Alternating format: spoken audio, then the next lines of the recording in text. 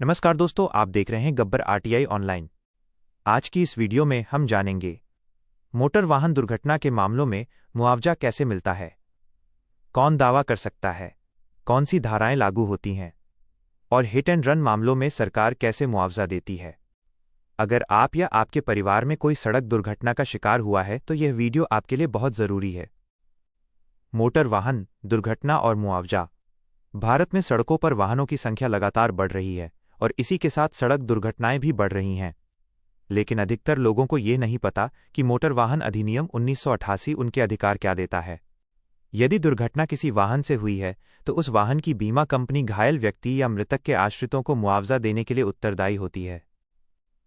Motor दुर्घटना claim tribunal MACT धारा 165 motor वाहन अधिनियम 1988। इस धारा के तहत हर जिले में motor accident claim tribunal MACT बनाया गया है। MACT का उद्देश्य है सड़क हादसे के पीड़ितों को जल्द और न्यायपूर्ण मुआवजा दिलाना। MACT न्यायालय, मृत्यु, चोट और संपत्ति के नुकसान से जुड़े दावों की सुनवाई करता है। MACT को सिविल प्रक्रिया संहिता 1908 के अंतर्गत सिविल कोड जैसी शक्तियां प्राप्त हैं। मुआवजे का दावा कैसे करें? धारा 166 मोटर वाहन अधिनियम 1988। इस धारा के अनुसार मुआवजे का दावा MACT में दायर किया जाता है।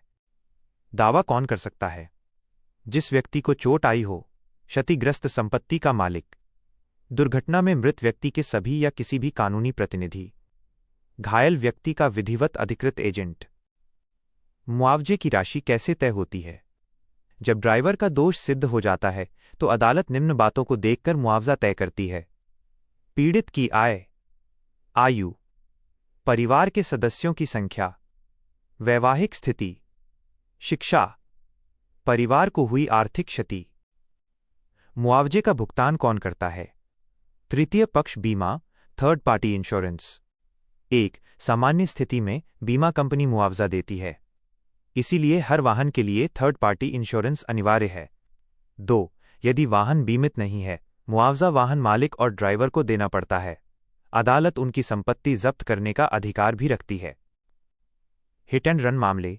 धारा 163 मोटर वाहन अधिनियम। हिट एंड रन में दुर्घटना करने वाला ड्राइवर मौके से भाग जाता है और उसकी पहचान नहीं हो पाती।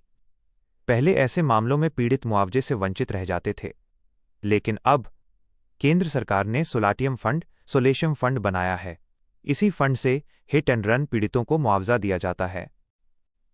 आपराधिक मुकदमा। भारतीय दंड संहिता IPC।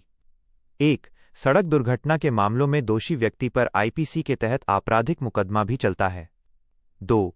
दोष सिद्ध होने पर सजा भी मिलती है। कई मामलों में दोषी व्यक्ति समझौते के तहत पीड़ित को क्षतिपूर्ति मुआवजा देता है, इसलिए आपराधिक मामले को कभी हल्के में न लें।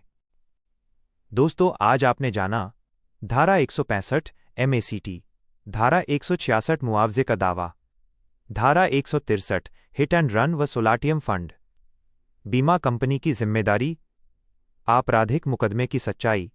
अगर वीडियो उपयोगी लगी हो तो लाइक, शेयर और सब्सक्राइब जरूर करें।